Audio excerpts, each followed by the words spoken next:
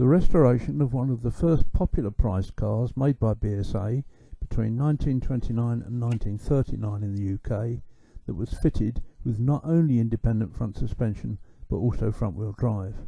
In excess of 500 front wheel drive cars have survived, plus a number of rear wheel drive saloons built in the same period. A thriving owners club gives backup in the form of spare parts and a monthly magazine. This is a 1934 model. Enjoy. If you enjoyed this production, please consider clicking like, leaving a comment, ringing the notification bell and subscribing to this channel. Thank you.